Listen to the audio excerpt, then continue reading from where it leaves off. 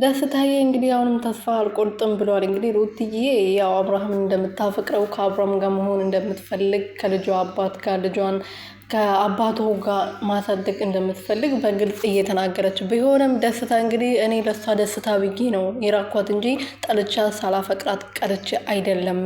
የሷ ደስታ ስለሚያስደስተኝ ነው። አንድ ሰው ደግሞ አንድ ሰው አፈቀረ ወደደ ማለት ግዴታ ከኔ ጋር ይሁን ማለት አይደለም። ለዛኛው ሰው ደስታ መኖር የሚችል ሰው ነው አፍቃሪ ወይም ደግሞ ወድጃለሁ ብሎ መናገር ያለበት። ሄርሜላውን አብርሃምን አታፈቅረውም። አብርሃም ማጋ ደስተኛ መሆን እንደምችል ራሱ እያየችው ልተወው አልቻለችም። ስለዚህ አብርሃምን ደስተኛ እንዲሆን ብትፈቅድለት እውነት ተወደው ነበር ብሎ ተናግሯል። እንግዲህ እሱ ደግሞ ለሷ ደስታ ሲል የራሱን አዘን እምቅ አድርጎ የራሱን ልብ ተሰብሮ ግን ከሷ ርቆ እሷ ደስተኛ እንድትሆን እየተዋት ይገኛልና አሁንም ግን ተስፋ አልቆረጠም። ሰላም ሰላም ቤተሰብ እንዴት ናችሁ? ደህና ናችሁ ወይ? እኔ ያለሁ እግዚአብሔር ይመስገን። በያላችሁበት ሰላማችሁ ብዝት ትርፍርፍ ይበልልኝ። እኔ ውድና ወርቅ የሆናችሁ ቤተሰቦቼ እኔ ደህና ነኝ።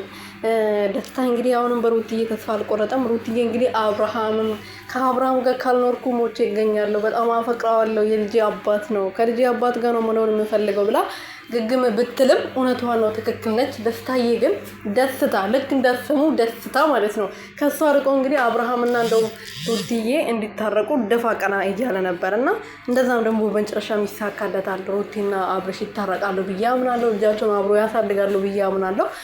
እሱን ነበር ሲፈልግ የነበረው። አሁን ደግሞ በሚያሳዝን ዘፈን እንግዲህ ፎቶ ፖስቷል ማለት ነው ቲክቶክ ላይ። ያው ያሳዝናል አመጣጡ ማለት ሩትዬ መጀመሪያ ጥፋት ብታጠፋም ደስታን ተቀብለው ነበረ። በፍቅር ጉዳይ ሳይሆን አብሮ ቪዲዮ እየሰሩ ነበረ። ሮማንቲክ የሆነ ጊዜ ምናምን እራት ራሱ ሰርታ ምናምን ቀይ ቀሚስ ለብሳ ምናምን ጠርተው ነበረና ለወንድ ልጅ ደግሞ ለሚያፈቅራት ሴት እንደዛ የምታደርገው እንደዛ ካረገች ማለት የሆነ በቃ የሆነ ስሜት ይሰጠዋል ማለት ነው። እና ያው ቢጎዳም አይዞክ ደስታዬ ያንተ የትም አትሄድምና ቀጥልበት።